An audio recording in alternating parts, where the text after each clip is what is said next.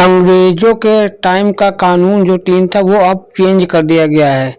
अब ये तीनों आपराधिक कानून को चेंज कर दिया गया है, यानी भारतीय न्याय संहिता और भारतीय साक्ष्य अधिनियम और भारतीय नागरिक सुरक्षा अधिनियम, अब ये जगह तीनों कानून लेंगे।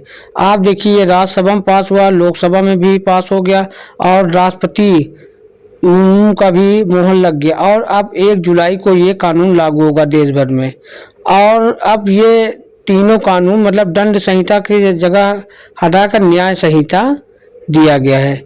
अब देखिए इसमें कई धाराएं चेंज होंगी और थोड़ा मुश्किल होगा, लेकिन उन्होंने पूरा इसको चेंज कर दिया है, यानी अब ये तीनों कानून अब आएंगे। आप देखिए वीडियो को आगे। लेकर मैं आया हूं वो मूल भारतीय न्याय के संहिता के आत्मा को प्रगटीकरण देने वाले कानून है और सच अर्थ में आजादी के इतने सालों के बाद मान्यवर पहली बार ये तीनों आपराधिक कानूनों का, अपराध की सिस्टम को चलाने वाले कानूनों का, क्रिमिनल जस्टिस सिस्टम को चलाने वाले कानून का पहली बार आपराधिक न्याय व्यवस्था से संबंधित तीनों नए कानून भारतीय नागरिक सुरक्षा संहिता 2023 बीएनएस एक्ट, भारतीय न्याय त्रुटि संहिता 2023 बीएनएस एक्ट और भारतीय साक्ष्य त्रुटि अधिनियम 2023 1 जुलाई से लागू होंगे।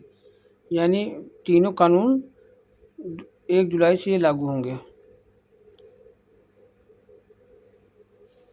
नए केंद्र सरकार द्वारा बनाए गए तीनों क्रिमिनल लॉ 1 जुलाई 2024 समझ में आ जाएगा, लेकिन हिट एंड रन से जुड़े प्रावधान को अमल पर रोक रहेगी।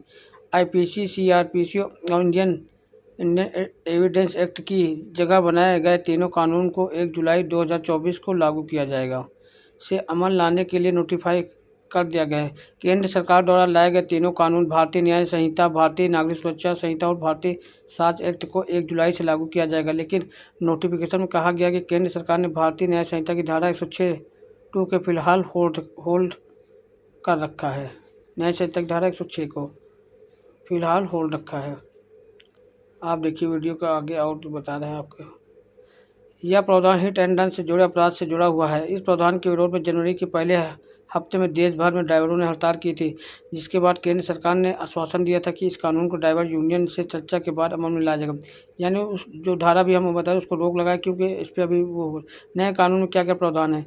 सीआरपीसी में जहाँ कुल 484 धाराएं थी, वहीं भारतीय नागरिक सुरक्षा संहिता में 531 धाराएं हैं। कुल 177 ऐसे प्रावधान जिसमें संशोधन हुआ, 9 नई धाराएं व कुल 39 उपधाराएं जोड़ी गई और 14 धाराओं को किया गया।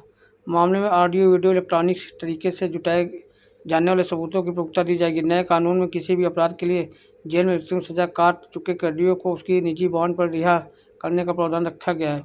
और भारतीय साक्ष्य अधिनियम में, अब आपको भारतीय साक्ष्य अधिनियम के कानून के बारे में बता रहे हैं, उसमें मतलब कैदियों को निजी बॉन्ड पर रिहा करने के लिए रखा गया। आप वीडियो को देखते रहिए आगे।